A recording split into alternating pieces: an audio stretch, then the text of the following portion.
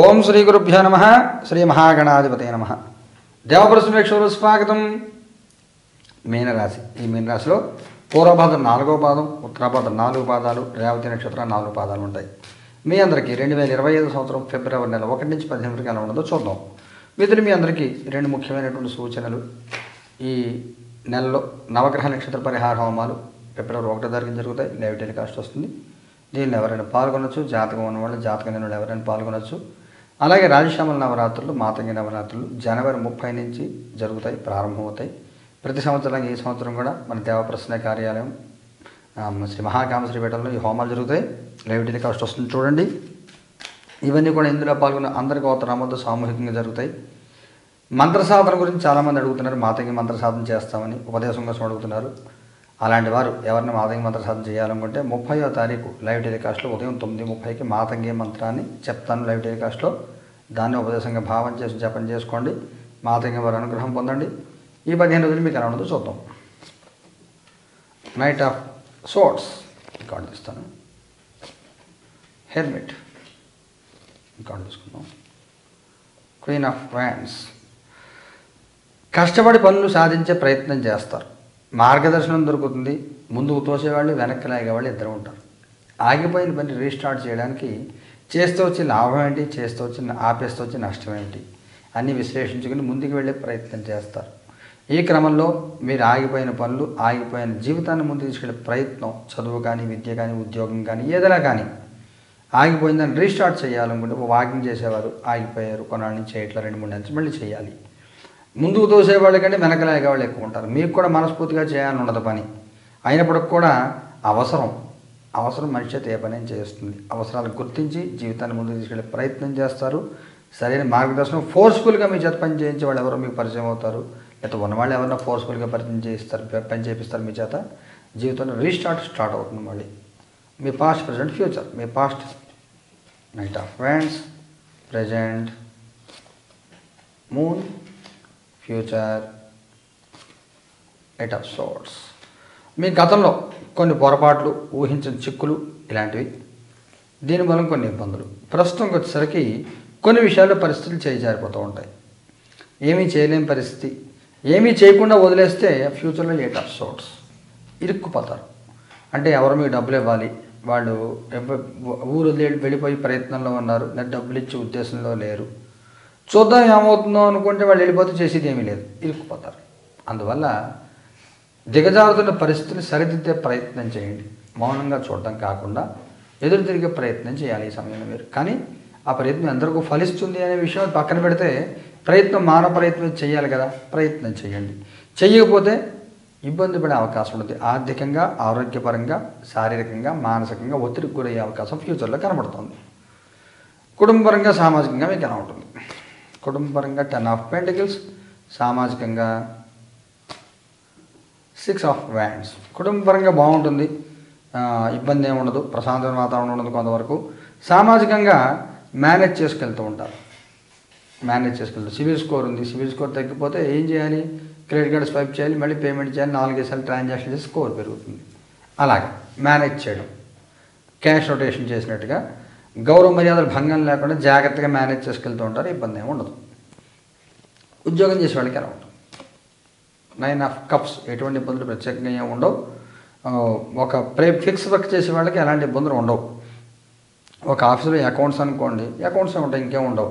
అదే software engineer ఉంటే, డెవలప్మెంట్లో ఉంటే మీరు లేదు ఈ వర్క్ చేయండి, వేరే వర్క్ మారిస్తే, లేదా పాత ప్రాజెక్టులు మళ్ళీ డెవలప్, ఇంకా ఏదో రకరకాలుగా అలా కాకుండా ఒకే వర్క్ చేసేవాళ్ళు వాళ్ళకి ఇబ్బంది ఉండదు. 2-3 ప్రాజెక్టులు చేసేవాళ్ళు, 2-3 రకాల వర్కులు చేసేవాళ్ళు వాళ్ళకి కొంత ఒత్తిడి ఎదుర్కొంటూ ఉంటారు. ఉద్యోగం లేని వాళ్ళ పరిస్థితి ఏమిటి? 8 ఆఫ్ పెంటికల్స్. గట్టిగా ప్రయత్నం చేస్తే మీకు 8వ తరగతి తర్వాత ఏదైనా ఆఫర్ వచ్చే అవకాశం ఉంటుంది.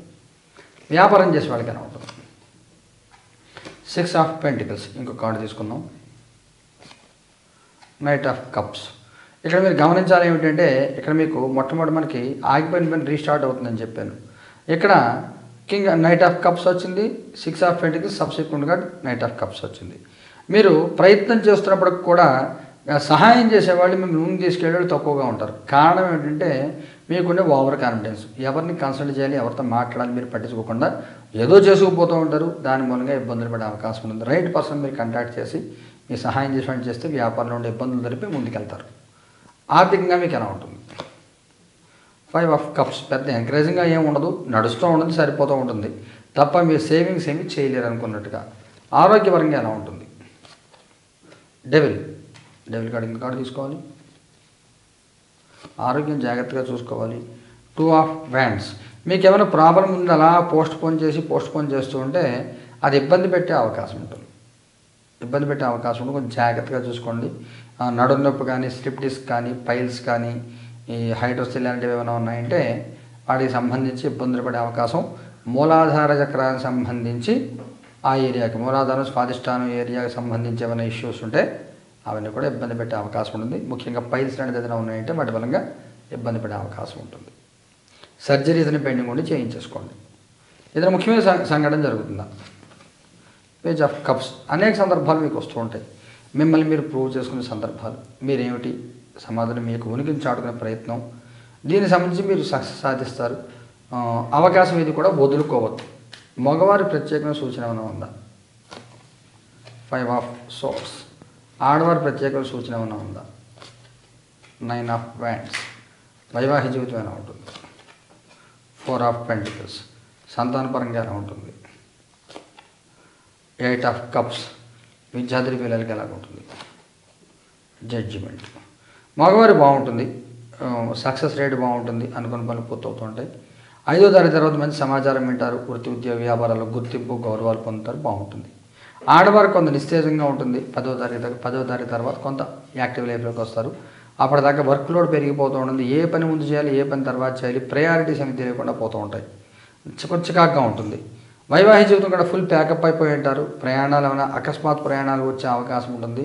ఆ ప్రయాణం వల్ల డబ్బు ఖర్చు విపరీతంగా ఉండే అవకాశం ఉంటుంది. కుంభమేళాకి వెళ్దామా అని చెప్పి సడన్గా అనుకుని వెళ్తే 50,000 అయిపోతాయి ఖర్చు. అలా సంతానపరంగా ముఖ్యమైన నిర్ణయాలు తీసుకోవడం విషయంలో వాయిదాలు వేస్తూ ఉంటారు.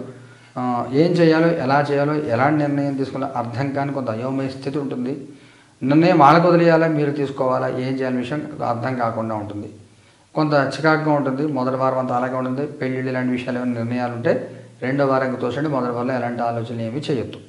విద్యార్థుల పిల్లలు బాగుంటుంది, సరైన నిర్ణయాలు తీసుకుంటారు, చిక్కులు ఇబ్బందులు తొలగిపోతాయి. వాస్తవంలోకి వచ్చి మీరు ఏం చేయాలో అవన్నీ మీరు చేసుకుంటారు. నక్షత్రాల వారికి తీసుకుంటే పూర్వభాద్ర వాళ్ళకి ఎలా ఉంటుంది? 9 ఆఫ్ పెంటికల్స్ ఉత్తరాభాద్ర వాళ్ళకి ఎలా ఉంటుంది?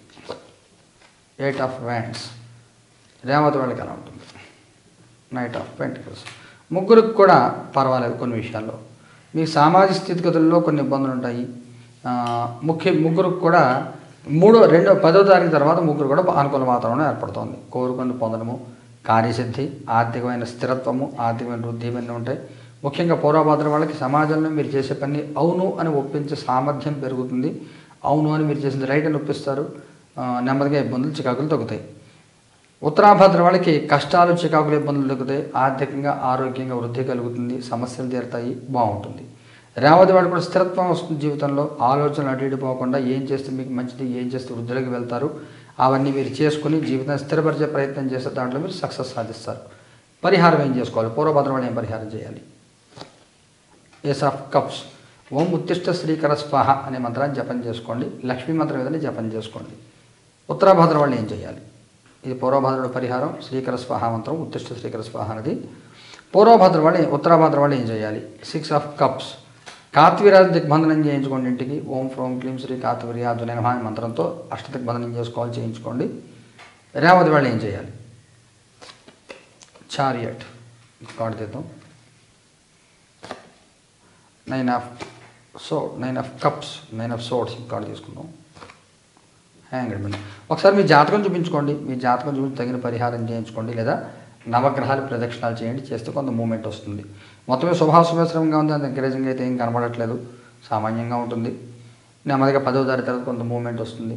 మాదంగం వారు సాధన చేసుకోండి, సకల శుభాలు పొందండి. శుభం పోయాత్.